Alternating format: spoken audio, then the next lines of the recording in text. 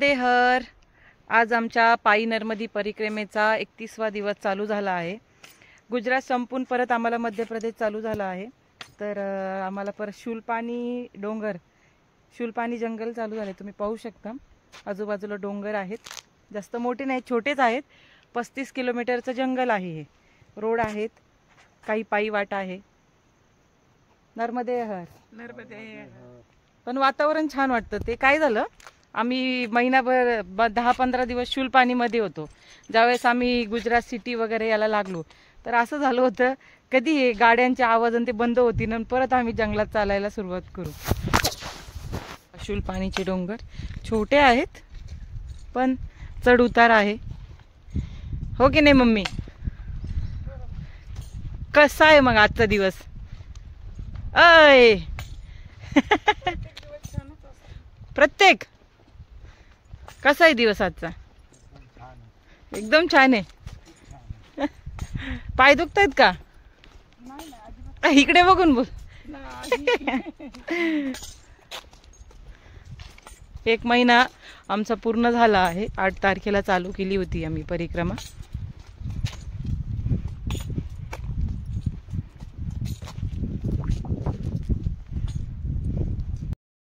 हे पा, इकडे सर्व हे शूलपाणीचे झाड आहेत. ह्या झाडांमुळे नाव पडलं आहे शूलपाणी जंगल.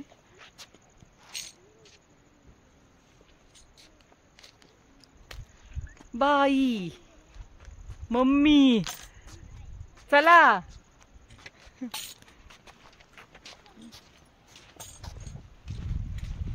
रोजचा आमचा रन होतो. 1 मिनिट.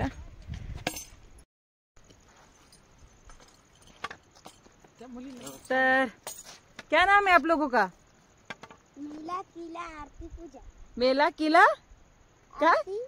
मेला किला आरती पूजा. कहाँ से आ रहे हो? 8 से. क्या करने गए थे? स्कूल में. पहा यांचा युनिफॉर्म. टेन्शन नाही, जसं पाहिजे तसं शाळेत जायचं, तसं पाहिजे तसं शिकायचं. दप्तर असो नसो मस्त चिल. और ड्रेस किधर गए? फट गए. स्कूल का ड्रेस कौन सा है? स्कूल वाला ये पे देखी वो. वही. हाँ. अच्छा, ये लोगों के फट गए बात. चल. आमचा रोजचा रन होतो 30, 35, कधी 40, कधी 45 एवढं. आम्ही हे ओझं घेऊन चालतो. हे पहा आमचे ओझे, एवढी बॅग घेऊन चालायचं रोजचं. हातपाय पण दुखतात खूप, पाय पण दुखतात. पण एक सांगते, तुम्हाला जर नर्मदा परिक्रमा करायची असेल तर तुम्ही हट्टेकट्टे असाल, तुमच्यात चालायची ताकद असेल तर करा. नाही इथे येऊन गुडघा दुखतोय, पाय दुखतोय, डॉक्टर कुठे, इथं तुम्हाला बिलकुल डॉक्टर भेटणार नाहीये. मग ते शोधावं लागतात डॉक्टर. आता आम्हाला माहिती, डॉक्टर शोधायला देव शोधण्यासारखं झालं होतं आम्हाला डॉक्टर. त्याच्यामुळं नर्मदा परिक्रमा करायची असेल तर तरुण वयातच करा. मी ही म्हणजे हे एवढं सांगू शकते माझ्या अनुभवातून. मी पाहते ना, काहींचे पाय दुखतात, काही तर मधूनच निघून जातात. ओझं जास्त घेऊ नका. ओझ्यामुळे हे बॅक प्रॉब्लेम वगैरे, खांदा दुखणं, पाय दुखणं, हात दुखणं, जेवढं गरजेचं आहे तेवढंच घ्या. भरपूर लोक इथे वस्तू फेकून देतात. काय लागून 2 ड्रेस लागतात, जास्त काही लागत नाही. आपल्या काय रेग्युलर मेडिसिन तुमच्या काय असतील तेवढंच. आणि मेन म्हणजे हां, तुम्हाला काय लागेल ते तुमच्या पद्धतीने घ्या. पण 5 ते 5.5 किलोच्या वर काही ओझं घेऊन नका, कारण बॅग घेऊन चालणं सोपं नाहीये. सुरुवातीला छान वाटतं, पण 4-5 दिवसानंतर तुम्हीच ते सामान फेकून देताल. ते पैसे वाया जाण्यापेक्षा ते पैसे बरोबर ठेवा जर तुम्हाला खूपच इमर्जन्सी वाटलं. कारण लागतातच पैसे, किती जरी नाही म्हटलं तरी. दवाखाना आला, मेडिसिन आल्या, काही आपल्याला वस्तू लागतात, ड्रेस पण घ्यावा लागतात. असं काही नाही की ते 2 ड्रेस असतात ते खराब पण होतात. हा, बाकी मम्मी अजून काही सांगायचे का? डोंगर दाखवू. हे पा, शूलपाणीचे डोंगर येते. वातावरण खूप छान आहे. रिटर्न शूलपाणी आहे.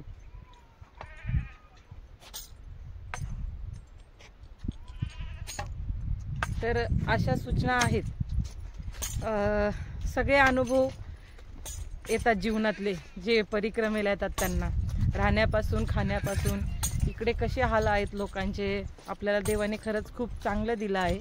इथं आल्यावर खरंच खूप शिकायला भेटतं, खूप चेंजेस होतात. ज्यांनी म्हणजे परिक्रमा जे करतात त्यांना कळतं आपल्यात काही चेंजेस होतात काही नाही. तब्येत पण खालवती, कमी पण होती. नर्मदे हर.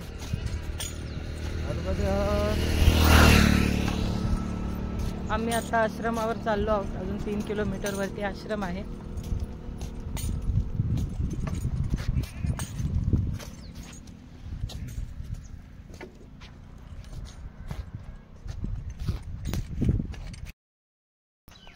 नर्मदे हर. आज आमच्या परिक्रमेचा 32वा दिवस आहे. उमरठमध्ये काल आमचा मुक्काम होता. खूप थंडी आहे इकडे, खूप म्हणजे खूप थंडी. आत्ता मस्त इथे आम्हाला चहा करून दिला, आम्ही चहा पिलोय. आता मस्त शेकोटी बनवली, शेकायचं काम चाललंय. मम्मी पहा नर्मदे. कशी थंडी आहे, कशी थंडी आहे बाबा. बहुत बहुत आहे. बहुत थंडी. मराठी बोला. थंडी थंडी थंडी पडली बहुत बहुत. म्हणजे मराठी बोलते. मराठीच बोला. हा थंडी पडली. हा केवढी पडली. लय थंडी. हा गार गार. बर्फ पडला. तिथे सवय पडली ना, काही शब्द हातात उलटे पडले होते.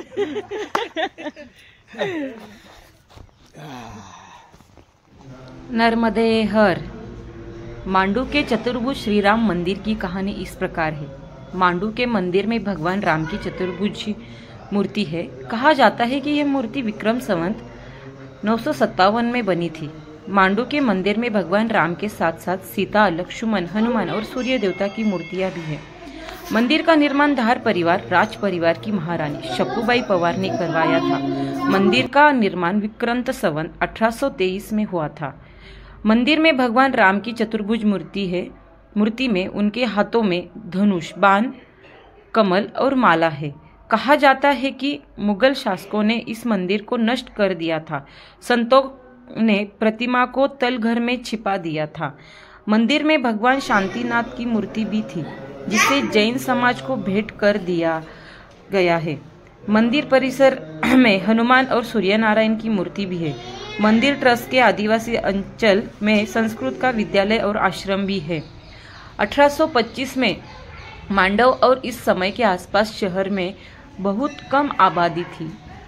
वह एक बरगद के पेड़ के नीचे आराम कर रहे थे और भगवान राम ने उन्हें एक सपने में दर्शन दिया। भगवान ने उन्हें बताया कि उनकी मूर्ति एक गुच्छेदार अंजीर के पेड़ के नीचे एक तहखाने में है और उसे ले जाना चाहिए, लोगों के कल्याण के लिए, काम के लिए। नर्मदे हर। तो ऐसी है मांडव के राम मंदिर की कहानी। राम मंदिर भगवान विष्णु का चतुर्भुज अवतार, जिला धार, मध्य प्रदेश शासन। मांडव म्हणजे ही मूर्ती खूप पौराणिक आहे। याची मी कहाणी हिंदीमध्ये सांगितली आहे। जेवढं मला त्याच्याबद्दल सर्व माहिती झालं, मी त्याच्याबद्दल तुम्हाला सर्व माहिती दिली आहे। हे त्याचं समोरून एंट्री गेट आहे, 2 एंट्री गेट आहे त्याला। पूर्व पौराणिक काम आहे। ही कुटिया आहे, हा परिसर आहे मंदिराच्या आजूबाजूचा। समोरच मारुती मंदिर आहे, मारुती मंदिराच्या मागेच राम मंदिर आहे।